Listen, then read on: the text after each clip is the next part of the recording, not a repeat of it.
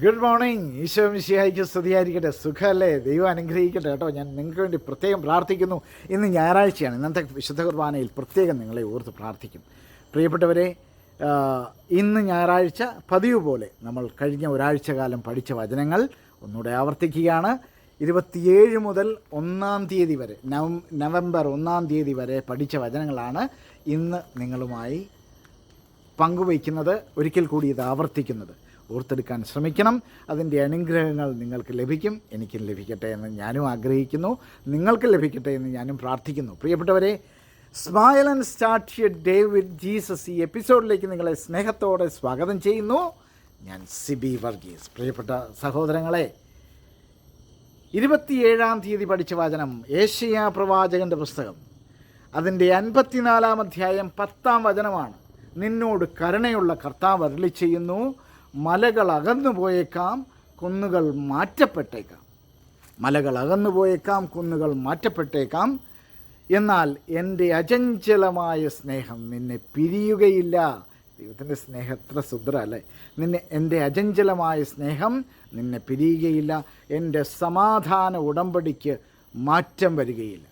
ഇനി 28 തീയതി പഠിച്ച വചനം പ്രഭാഷകൻ്റെ പുസ്തകം 28 അധ്യായം അതിൻ്റെ 6 വചനമാണ്. ജീവിതാന്തമോർത്ത് ശത്രുത അവസാനിപ്പിക്കുക. നമുക്ക് ആർക്കും ശത്രുത വേണ്ട. നമുക്ക് ഒരേ ഒരു ശത്രുവേ ഉള്ളൂ, അത് പിശാചാണ്. അവനെ മാത്രം വെറുക്കുക, വേറെ ആരെയും നമ്മൾ വെറുക്കണ്ട. ജീവിതാന്തമോർത്ത് ശത്രുത അവസാനിപ്പിക്കുക. നാശത്തെയും മരണത്തെയും ഓർത്ത് കൽപ്പനകൾ പാലിക്കുക. നാശത്തെയും മരണത്തെയും ഓർത്ത് കൽപ്പനകൾ പാലിക്കുക. 28 തീയതി 29 തീയതി നാം പഠിച്ച വചനം ബാറൂക്ക് പ്രവാചകൻ്റെ പുസ്തകമാണ്. ബാറൂക്ക് പ്രവാചകൻ്റെ പുസ്തകം അതിൻ്റെ 4 അധ്യായത്തിൻ്റെ 28ഉം 29ഉം വചനങ്ങൾ, 2 വചനങ്ങളുണ്ട്.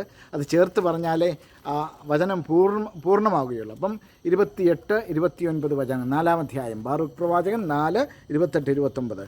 ദൈവത്തിൽ നിന്ന് അകലാൻ കാണിച്ചതിൻ്റെ 10 ഇരട്ടി തീഷ്ണതയോടെ തിരിച്ചു വന്ന് അവിടുത്തെ തേടുവിൻ. നിങ്ങളുടെ മേൽ ഈ അനർത്ഥങ്ങൾ വരുത്തിയവൻ തന്നെ നിങ്ങൾക്ക് രക്ഷയും നിത്യാനന്ദവും പ്രദാനം ചെയ്യും. അതായിരുന്നു ആ വചനം. 28ഉം 29ഉം 4 അധ്യായം 28, 29 വചനങ്ങളാണ്. ഇനി 30 തീയതി പഠിച്ച വചനം 1 ദിനവൃത്താന്തം 4 അധ്യായം യാബസിൻ്റെ പ്രാർത്ഥനയാണ്.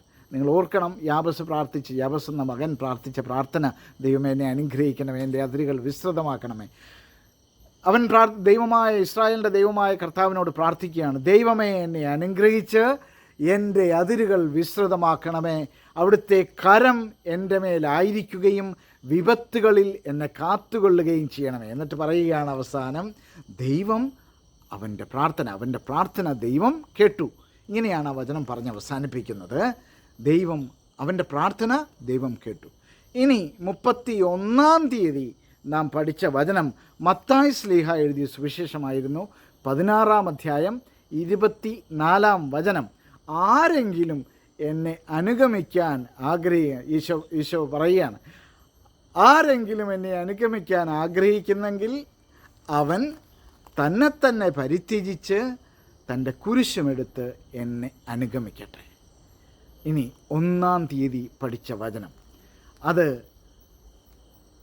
ഹെബ്രായ ലേഖനം. ഇന്നലെ സകല വിശുദ്ധരുടെയും തിരുനാളായിരുന്നു. 1 തീയതി പഠിച്ച വചനം ഹെബ്രായ ലേഖനം 12 അധ്യായം 1 വചനം. നമുക്കു ചുറ്റും സാക്ഷികളുടെ വലിയ സമൂഹമുള്ളതിനാൽ നമ്മെ അലട്ടുന്ന ഭാരവും പാപവും നമുക്ക് നീക്കിക്കളയാം. നമുക്ക് ചുറ്റും സാക്ഷികളുടെ വലിയ സമൂഹമുള്ളതിനാൽ നമ്മെ അലട്ടുന്ന ഭാരവും പാപവും നമുക്ക് നീക്കിക്കളയാം.